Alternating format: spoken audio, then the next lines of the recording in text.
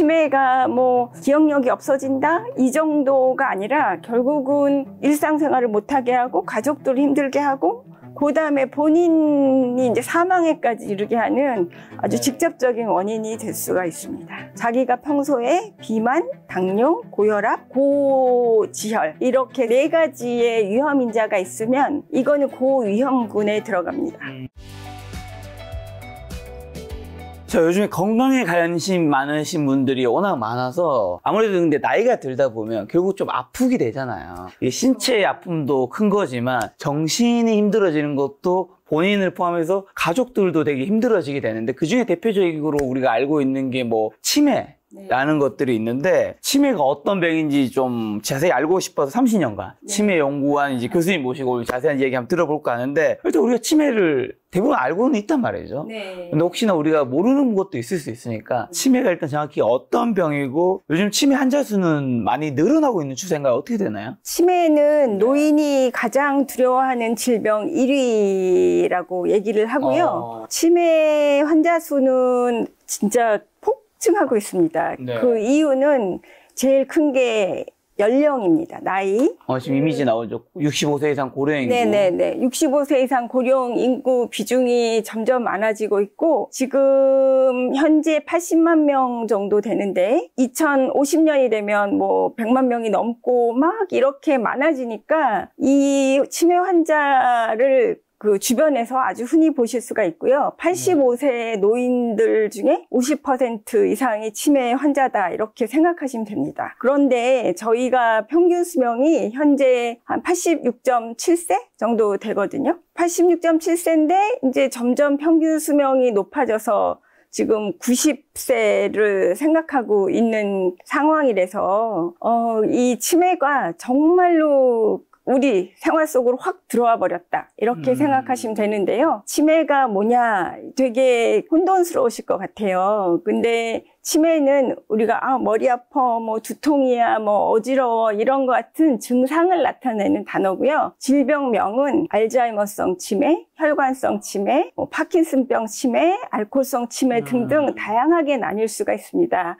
그중에 한 70% 정도 가장 많은 부분을 차지하는 게 알츠하이머성 치매라서 그냥 치매 이퀄 알츠하이머병 이렇게 얘기를 하고 있는데요. 사실 엄밀하게 말하면 알츠하이머병을 저도 연구해 왔고 대부분 말씀하시는 분들이 알츠하이머병을 말씀하시고 계십니다. 저 그럼 보통 치매 초기에서 말기까지 가는 데는 몇 년이 걸리고 증상은 어떻게 달라지나요?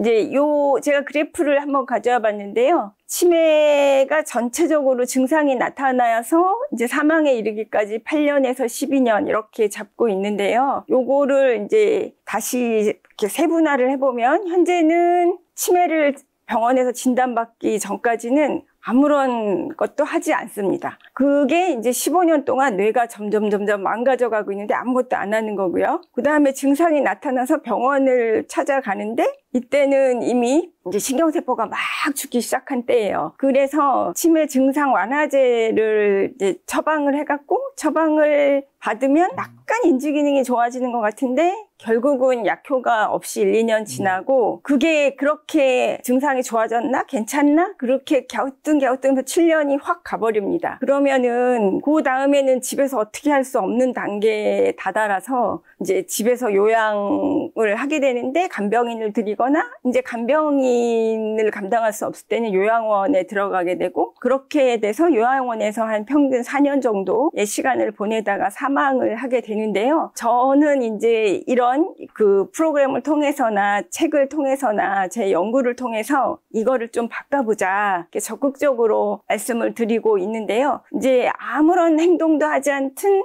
그 과거 15년을 저희가 일찍 이제 조기 진단을 하고 예측을 하는 겁니다. 그렇게 해서 적극적으로 이제 치매 고위험군이다라고 이렇게 판정을 받게 되면 그때부터 자기한테 맞는 그런 예방적 치료하고 훈련을 열심히 하게 되면 보통 발병을 10년 정도 지연할 수 있습니다. 그건 엄청난 거고요. 이 지연된다는 거는 혼자서 살 수 있는 기간이 더 많아진다는 거기 때문에 본인, 가족 가족뿐만이 아니라 사회 경제적으로도 엄청나게 그 부담을 완화시켜 주는 거거든요. 근데 이제 이렇게 예방과 관리를 해도 어느 시점을 지나면 어쩔 수가 없어서 치매로 진단을 받게 되는데요. 다행히도 2023년부터 저희 나라에도 원인 치료제가 들어오게 되었습니다. 그래서 치매의 원인을 치료할 수 있는 그런 약이 나와서 그 치매의 원인을 치료하고 계속 관리를 하게 되면 더 이제 혼자서 생활할 수 있는 기간을 늘릴 수가 있고요. 나중에 이제 재가 요양이나 요양원, 병원 입소 같은 거를 늦출 수가 있어서 상당히 도움이 된다고 생각이 듭니다. 말씀하신 대로 치매 진단의 골든타임을 이제 강조하시던데, 이제 교수님이 출간하신 이 치매 해방 이 책을 보면 증상이 나타나기 10에서 20년 전부터 뇌의 변화가 시작된다는데, 한마디로 이때가 뇌의 변화가 시작되는데 이걸 놓치면 안 된다라는 건데, 치매 조기 진단 이 시기를 놓치지 않는 게 왜 그렇게 중요한 건가요? 전혀 증상이 없는데요. 그럼에도 불구하고 뇌 안에서 신경세포는 죽어가기 시작합니다. 그러고 뇌 안에 그 독성 단백질인 베타 아밀로이드나 타우 단백질이 막 쌓이기 시작하는 거예요. 그러면은 그거를 그냥 증상이 없기 때문에 10년, 15년 놔두는데, 만약에 이때 가서 저희가 아주 간단한 문진을 받거나 아니면은 조금 더 적극적으로 진단을 받게 되면은 그때부터는 맞춤형 치료를 들어갈 수가 있습니다. 말씀하신 대로 그러면 몸이 보내는 치매 초기 증상이나 신호는 뭐고, 그런 조기 진단하고 발견하는 방법이 어떻게 될까요? 설문응답하는 그런 걸 말씀하시는 걸까요? 저희 나라에는 다행히도 주변에 보건소도 많고 치매 안심센터라는 것이 곳곳에 있습니다. 그래서 거기는 정상분들도 찾아가셔서 내가 인지기능 검사를 받고 싶어요. 그러면은 거기서 인지기능 검사를 해 주십니다. 그래서 인지기능 검사를 받고 거기에서 조금 이상한데 병원에 한번 가보실래요? 이렇게 권해드릴 수도 있고, 괜찮으니까 저희와 함께 그 예방과 관리를 한번 받아보실래요? 하면 거기에서 하라는 대로 이렇게 따라 하시면 되는데요. 이제 치매가 의심될 때, 그리고 내가 언제 그런 보건소를 찾아가 봐야 될지, 이런 것들이 되게 결정하기가 힘들잖아요. 그래서 55세 이상이시면 한번 가보시는 거 저는 적극 권하고요. 그리고 이제 초기에는 다른 사람이 인지를 잘 못합니다. 그 사람이 치매인지 아닌지. 하지만 자기는 어느 정도 느낍니다. 왜냐하면은 금세 외웠던 단어가 생각이 안 나고, 말을 하고 싶은데 그 단어가 생각이 안 나고, 그다음 계산을 하는데 자꾸 틀리고, 길도 맨날 다니던 길인데 이 길이 아닌가? 좀 이렇게 의심되고, 이런, 그다음 시간도 막 헷갈리고, 아침 저녁도 헷갈리고, 그리고 내가 지금 어떤 옷을 입어야 되는지 이런 판단력도 흐려지고, 그리고 추상적인 사고 같은 거가 있는데요. 이거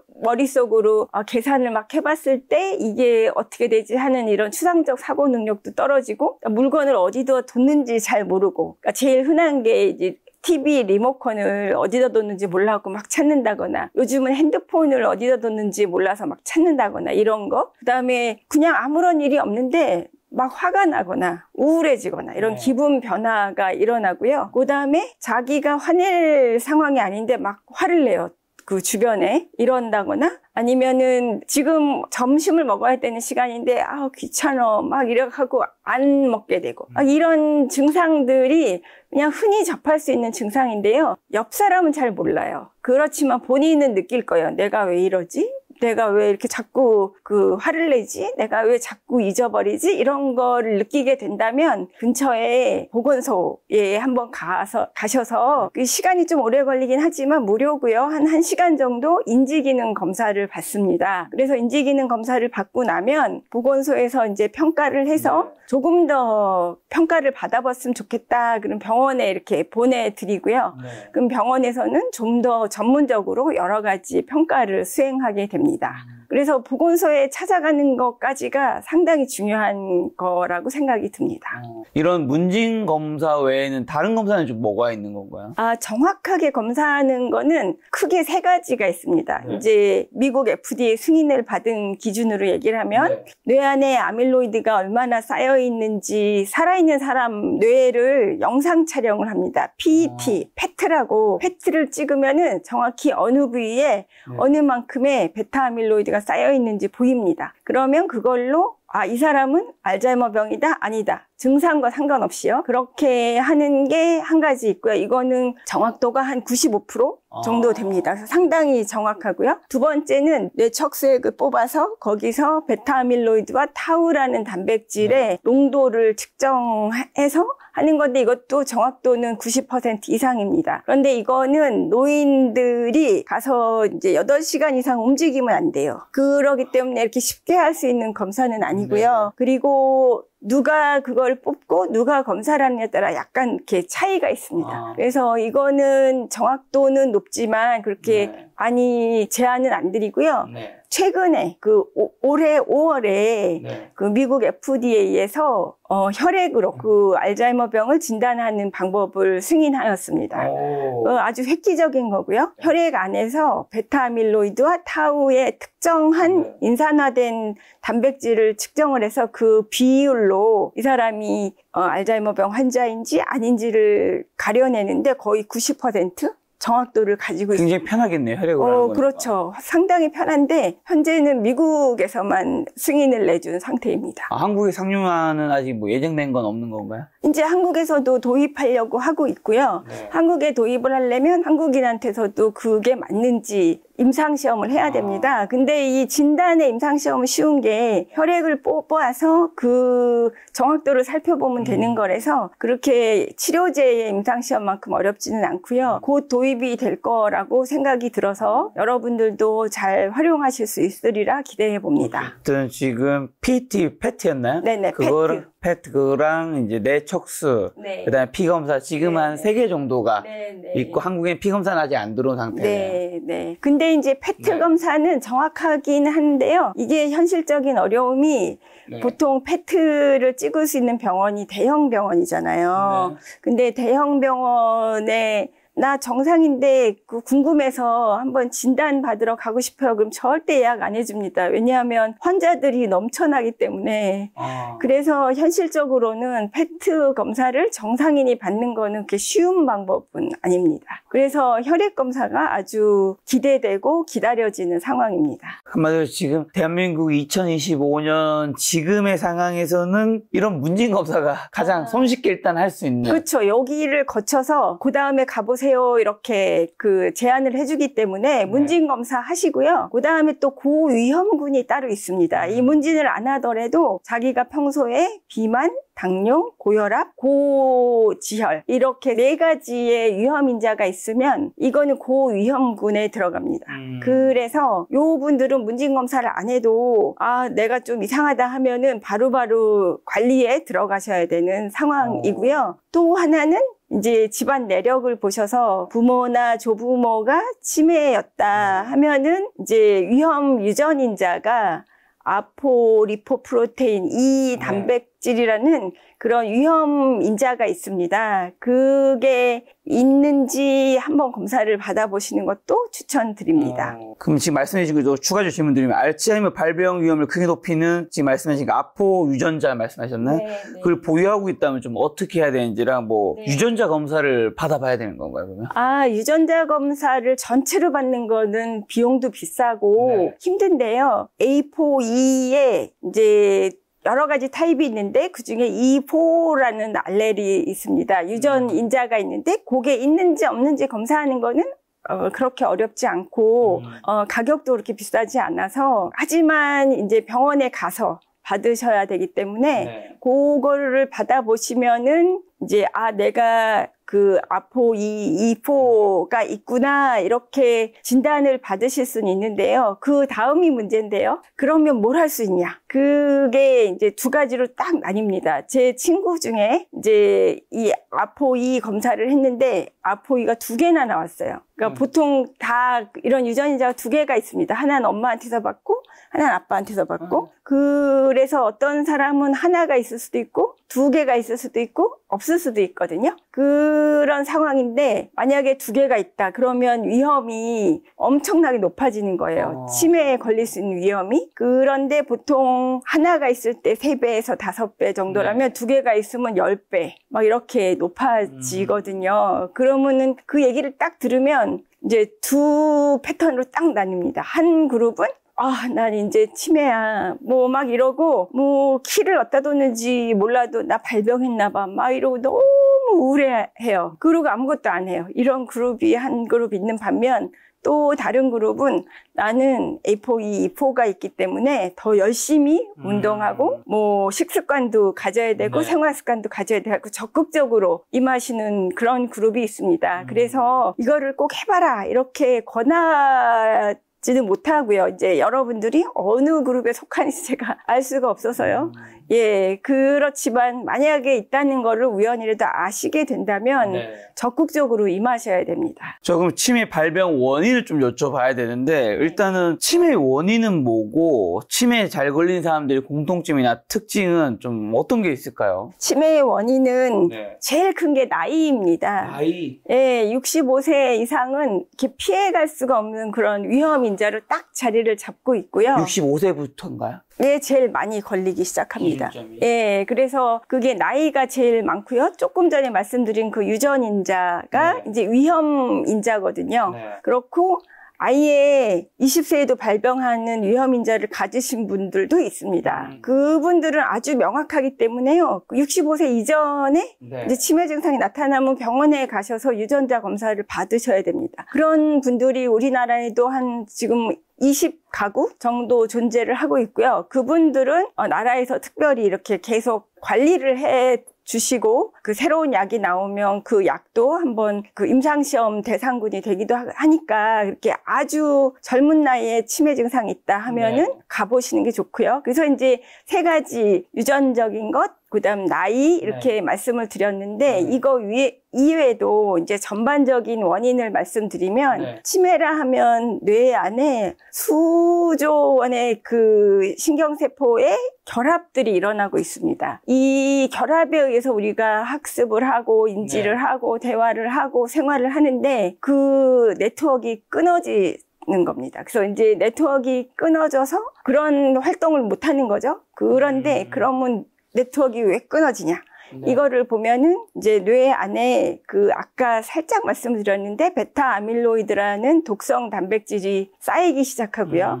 이 쌓인 단백질이 또 타우라는 신경세포의 돌기를 이루고 있는 그런 단백질의 그 이상 변성을 일으킵니다. 그러면 신경세포 돌기가 쫙 뻗어나가서 막 서로 시냅스라는 걸 형성하고 의견 교환도 하고 막 이래야 되는데 그게 신경세포 돌기가 점점점 위축이 되면서 똘똘 뭉쳐갖고 결국은 신경세포 사멸을 이루게 합니다. 그럼 신경세포는 한번 죽으면 되살아날 수 없거든요. 그렇기 때문에 직접적인 원인은 그렇게 베타 아밀로이드가 쌓여서 타우 단백질의 변성을 일으켜서 신경세포 사멸을 일으킨다. 고요. 최근 연구에서 밝혀진 거는 이러는 과정에서 나쁘게 도와주는 걸로는 이제 뇌 염증이 있겠습니다. 그래서 뇌 염증 반응을 일으키는 뇌 안에 신경교세포, 미세 악유세포라는 게 있는데 이런 것들이 막 염증 물질을 막 쏟아냅니다. 그러면 이것도 이제 더 이런 뭐 베타 아밀로이드 응집이나 타우의 변성이나 신경세포 사멸이나 이런 거를 막 촉진시켜 갖고요. 그래서 결국은 이제 신경망을 끊어버리니까 결국은 치매로 이르게 되게 됩니다. 말씀하신 거면 뇌에 쌓이는 독성 단백질 아밀로이드 베타 타우는 왜 쌓이는 거예요? 평소 일반인한테 다 만들어집니다. 다 만들어지고 그 농도가 적은 양일 때는 다 좋은 역할을 합니다. 그래서 베타 아밀로이드도 좋은 역할을 하고 타우는 우리의 신경세포를 이루는데 필수적인 단백질입니다. 그런데 이게 너무 많다 그러면 뇌 안에서 스스로 그거를 없애는 작용이 있거든요. 단백질 분해 작용이라고요. 단백질을 분해시켜서 이제 없애요. 그리고 이제 조금 더 쌓인다 그러면 미세악유 세포가 가서 이렇게 포식작용을 해갖고 자기가 안으로 먹어갖고 다 또 분해를 시켜버립니다. 그런데 이게 너무 많이 쌓이게 되면 그러니까 분해작용이 일단 망가지는 게 첫 번째고요. 그러니까 단백질을 분해시키는 분해작용이 망가지면은 이게 없어져야 되는데 쌓이게 되잖아요. 그러면 그 다음에 미사학교 세포가 잡아먹는 포식작용을 하는데 이것도 이제 어느 정도 지나가게 되면은 미사학교 세포도 너무 심하게 일을 하다 보면 지쳐요. 그래서 이제 난 못해. 그렇게 하고 딱 이렇게 손을 놓는 순간에 이제 단백질은 점점 많이 쌓여가고 이런 악순환이 계속되게 됩니다. 그럼 이제 치매 원인은 아까 전에 나이랑 유전인자랑 또 나머지 하나가 뭐였었죠? 그거는 이제 유전성 알츠하이머병 환자의 경우 이렇게 세 가지인데요. 두 번째 말씀드린 유전인자는 ApoE라는 단백질인데 그건 위험인자입니다. 그래서 그게 있다고 꼭 걸리진 않습니다. 위험인자고 세 번째 말씀드린 유전인자는 APP, 프레시닐린 1, 프레시닐린 2라고 딱 특정 단백질 3개가 있습니다. 여기에 돌연변이가 일어나면 100% 알츠하이머로 걸리게 됩니다. 예, 근데 전체 치매 환자의 1% 정도가 유전 그 인자에 돌연변이가 있는 거고요. 대부분은 산발성. 이래서 그 유전인자에 관한 유전성은 정말 뭐 20대에 나타난다, 30대에 나타난다 그러지 않으면 걱정은 안 하셔도 됩니다. 그러면 실제 치매 발병에 있어서 지금 말씀해 주신 걸 포함해서 유전적 요인과 생활 습관, 그다음에 한계학적 요인의 비중은 우리가 좀 어떻게 봐야 할까요? 이게 이제 해마다 2년에 한 번씩 란셋이라는 되게 유명한 학술지에 그동안에 나온 여러 가지 치매 결과들을 종합해갖고 그러니까 위험 요인들을 쭉 정리를 하는 겁니다. 그래서 이제 아주 어렸을 때, 그 다음에 청장년기, 그 다음에 중노년기, 이때 각각 우리가 뭐를 조절하고 하면은 이렇게 관리를 할 수 있을까 하는 것들을 나타냈는데요. 2024년에는 14개가 나왔고요. 그전엔 12개였습니다. 그러니까 2개가 더해진 건데요. 보시면 이제 저는 이런 결과들을 볼 때마다 더 이렇게 긍정적으로 생각을 하게 되는데 청장년기에 저희가 조절할 수 있는 인자들이 점점 많아지는 거예요. 그 말은 이거 노력하면 치매를 예방할 수 있다, 관리할 수 있다 이런 건데요. 예를 들면 콜레스테롤, 그 다음에 우울증, 그 다음에 비활동성, 당뇨, 흡연, 고혈압, 비만,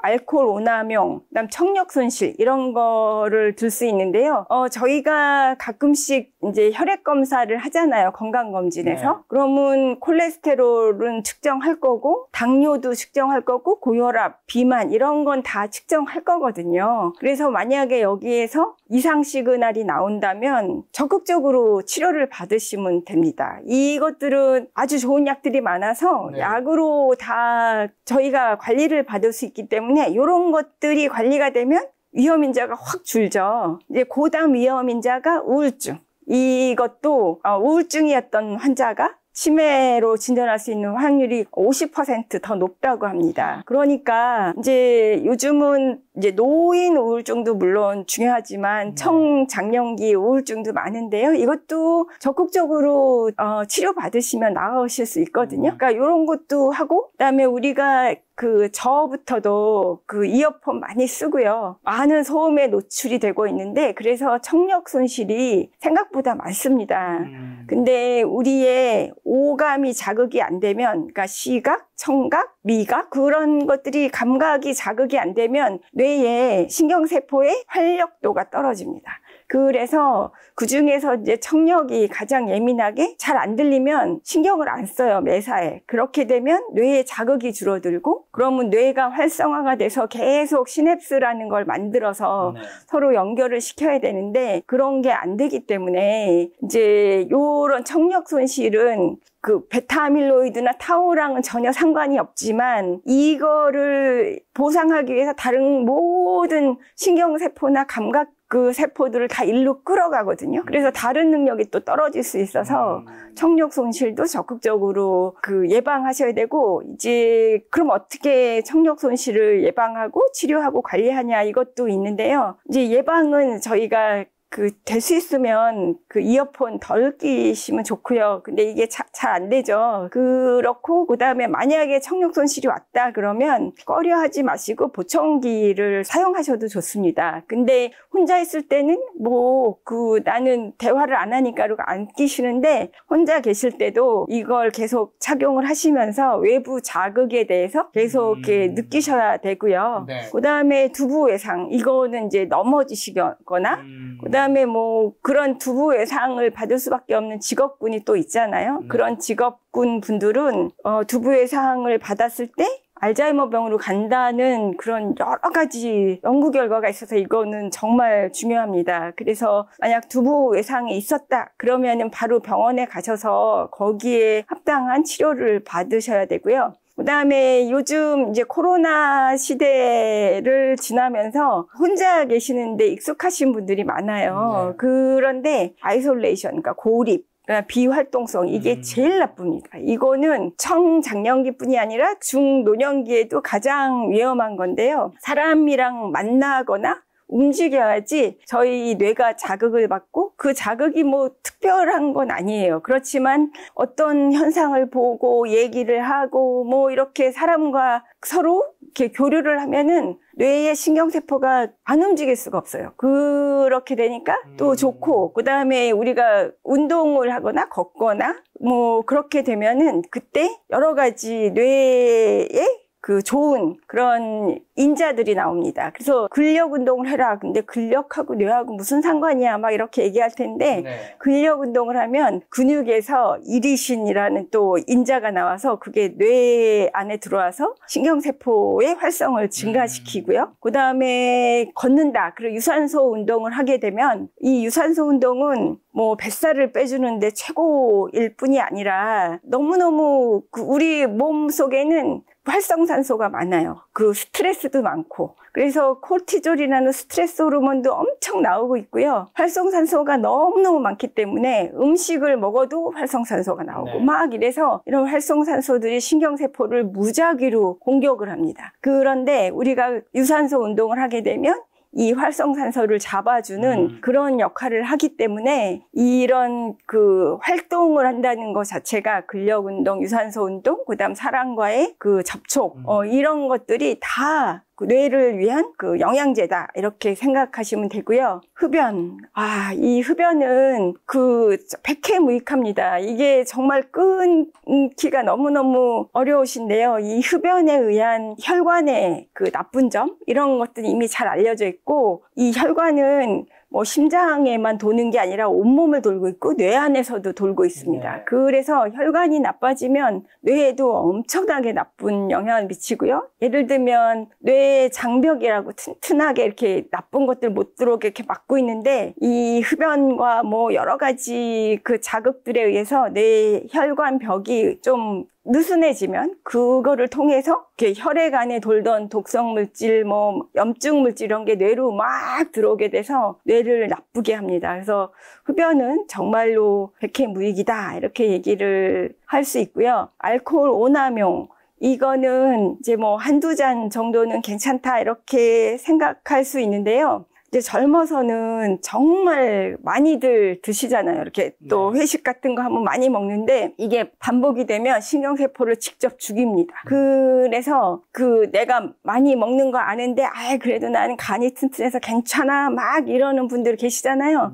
이런 분들은 그냥 면도칼로 자기 그 대뇌피질을 한 잔에 1ml씩 깎는다, 이렇게 생각하시면서 드셔야 됩니다. 그래서 이 알코올을 너무 과다하게 섭취하시는 거는 정말 나중에 그 후회하시게 될 것 같습니다. 자, 지금 원래는 12가지라 말씀해 주셨잖아요. 란셋 보고서. 근데 14가지로 늘었습니다. 두 가지에 늘었는 게 뭔가요? 늘은 게 청력 손실이 늘었고요. 그 다음에 대기오염이 늘었습니다. 대기오염 요즘 워낙 심하니까. 그러면 이제 이 란셋 보고서를 통하면 이런 것들을 조절하면 치매 발병이 약 45% 감소할 것이라고 하는데, 이 중에서도 특히 그럼 가장 먼저 관리할 핵심 요인 3가지 정도 있다면 뭐가 될까요? 다 중요하겠지만. 그런데 이제 여기서 콜레스테롤, 그 다음에 당뇨, 고혈압, 비만을 저는 하나로 하겠습니다. 이건 관리가 가능한 거거든요. 콜레스테롤, 당뇨, 고혈압, 비만. 이거는 이제 혈액 검사로 우리가 다 같이 관리할 수 있는 거라서 하나로 치고요. 그 다음에 중요한 건 활동성입니다. 활동성을 가장 이제 2번째로 들겠고, 3번째로는 이제 활동성하고도 연관이 되지만 사회적 고립, 이게 상당히 중요한 역할을 해서요. 이거는 사실 저희가 관리할 수 있는 콜레스테롤, 당뇨, 고혈압, 비만 말고 활동성이나 사회적 고립은 본인이 노력하면 어느 정도 이렇게 그렇죠. 해결할 수 있는 거잖아요. 그래서 이 부분을 저는 강력히 말씀드리고 싶고요. 그 다음에 이제 저는 이제 45%가 우리가 관리할 수 있는 거다 이렇게 하고 관리 못하는 게 55%다 이렇게 얘기를 하고 있습니다. 그 이유는 유전적인 거가 있고 어려서 교육. 근데 이제 우리가 이걸 인지할 때쯤 되면 교육은 벌써 다 지나가 버렸잖아요. 그래서 이제 그런 것들을 합해서 55% 이렇게 얘기를 하고 있거든요. 근데 저는 이것도 챌린징하다고 얘기를 하고 있고 변화시킬 수 있지 않을까? 이렇게 희망적으로 생각을 하고 있습니다. 왜냐하면 요새는 유전자 편집 기술 같은 게 나왔잖아요. 그래서 이 유전자 편집 기술을 이용해서 그런 것들을 적극적으로 또 할 수도 있고 어려서부터도 그 부모님들도 많이 인지를 하고 계시고 뭐 환경적으로 그게 힘든 그 지역도 있고 환경도 있겠지만 교육도 많이들 받으시잖아요. 그래서 저는 이런 것들 55%를 그냥 손 놓는 것보다는 조금 더 적극적으로 이 퍼센트를 높여갈 수 있지 않을까 이렇게 희망적으로 생각해 봅니다. 자, 그러면 이제 우리 많은 분들이 외로움 뭐 치매에 걸린다, 혼자 있으면 뇌가 망가진다란 말이 있는데 요건 사실인 거군요. 여기 있는 물리적인 비활동성과 뭐 사회적 고립 이런 걸 보면. 네네. 요게 이제 하나의 큰 예가 될 텐데요. 코로나 시대에 저희는 아주 심한 격리를 시켰잖아요. 그래서 뭐 4명 이상 모이면 안 되고 뭐 막 이렇게 하다 보니까 경로당이 문을 닫고 치매 안심센터도 문을 닫고 요양병원에서도 면회를 금지시키고 막 이렇게 했어요. 그렇게 1년, 2년을 지내다 보니까 치매 환자 수가 너무너무 많아진 거예요. 그 말은 이제 다시 바꾸면 이제 사회적 고립이 치매에 얼마나 나쁜 영향을 미친다 하는 거를 얘기할 수가 있고 또 이때는 병원에도 못 오게 했어요. 병원에 와서 감염될까 봐. 그래서 이제 진짜로 치료를 받아야 되는 치매 환자분들이 병원에도 못 오시고 막 그러니까 점점 악화가 돼서 경증이었는데 갑자기 코로나 지나고 보니까 중증으로 가 있고 막 이런 분들도 너무 많았어요. 그래서 이제 이런 것들이 사회적 고립에 대한 이제 반증의 예로 들 수가 있고요. 또 하나는 이제 사회적 고립이 되면은 또 나쁜 게 이제 뇌에 자극이 없잖아요. 뇌에 자극 없는 게 제일 나쁜데 이제 자극이 없고 또 뭐 즐거운 일이 없다 보면은 스트레스도 많아지고 그러면 그 스트레스 호르몬 콜티졸이라는 게 뇌에서 막 쏟아져 나와요. 그러면 그게 또 신경세포를 죽이는 데 역할을 하고 또 그게 더 나가서 우울증으로 가게 되고요. 또 수면도 안 오게 됩니다. 우울증의 여러 가지 증상 중에 하나가 수면장애도 있고 이제 치매의 또 큰 증상 중에 하나가 수면 불규칙성이 있잖아요. 그래서 이렇게 고립이 되다 보면 이런 악순환들이 하나 둘씩 생기면서 치매가 악화되고 이제 치매로 인해서 또 사망까지 이르게 되는 그런 결과들이 많이 나오고 있어서 코로나 때 치매를 겪다가 이렇게 사망에 이르는 질병 중에 아주 상위를 차지하게 되는 것을 알 수 있는데요. 이제 여기 데이터를 보시면 이제 고혈압 때문에 이제 코로나 때 돌아가신 분이 20%, 그 다음이 이제 치매로 돌아가신 분이 되겠습니다. 그래서 치매가 뭐 기억력이 없어진다? 이 정도가 아니라 결국은 일상생활을 못하게 하고 가족들을 힘들게 하고 그 다음에 본인이 이제 사망에까지 이르게 하는 아주 직접적인 원인이 될 수가 있습니다. 제가 찾아보니까 이 책에도 나오던데 알츠하이머 병으로 사망하는 경우가 2012년 대비 247%로 어마어마하게 증가했다고 하던데 근데 알츠하이머 병, 뭐 이런 치매로 환자가 사망에까지 이르게 된 이유는 뭘까요? 뭐 사실 이거는 정신과 관련된 거니까 신체랑은 조금 다른 영역일 텐데. 네, 보통 치매 그러면 이제 기억이 떨어지고 학습을 못하고 길을 못 찾고 이런 거를 생각하실 수 있는데요. 치매가 일어나는 근본 원인은 신경세포가 죽어서 그 네트워크가 망가지는 거잖아요. 근데 우리 뇌는 온몸을 관장하고 있습니다. 심장이 뛰게 하는 것도 뇌에서 신호가 가야 되고요. 폐에서 호흡하는 것도 뇌에서 신호가 가야 되고 우리가 걷는 것도 뇌에서 신호가 가야 되고 또 장 운동을 하는 것도 뇌에서 신호가 가야 됩니다. 근데 이런 뇌 안에 신경세포가 죽게 되면 이런 신호들이 잘 못 가게 되는 거죠. 그래서 결국은 이제 거동이 불편하셔서 눕게 되고, 누우면은 이제 다른 신호들도 점점점 약해지면서 결국은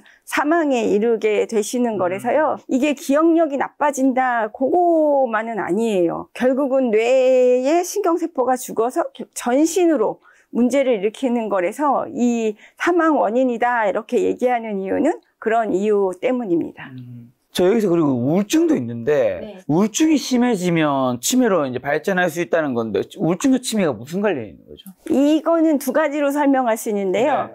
우울증 환자가 치매로 갈 수 있는 그 확률이 2배가 높아진다. 이런 거는 이제 종속 변수처럼 생각할 수 있는 거고요. 우울증이라도 치매로 안 가시는 분도 많습니다. 네. 이건 독립 변수로 생각을 하는 거예요. 그래서 여러 가지 요인에 의해서 뭐 우울증도 또 각각의 요인이 있을 거고요. 그것에 의해서 우울증이 만약에 생기신다면 바로 우울증 치료를 받으셔야 되고요. 이거를 그냥 방관하고 놔두시면 결국은 이제 우울증에 의해서 사회적 고립이 일어나고 비활동성이 있거든요. 그렇게 되면 아까 말씀드린 그 대사에 관련된 것들도 다 나빠져요. 안 움직이게 되면 그 콜레스테롤도 나빠지고 당뇨도 일어나고 뭐 고혈압도 있고 비만도 있고 막 이렇게 되니까 결국은 치매의 위험 인자들이 다 상승을 해서 이제 치매로 가게 돼서 이 우울증이 치매로 가는 뭐 전조 증상이다 이렇게 말씀하시는 분도 있지만 그거보다는 우울증에 의해서 이렇게 치매의 위험 인자들이 다 높아져서 치매로 간다 이렇게 생각하시면 좋을 것 같습니다.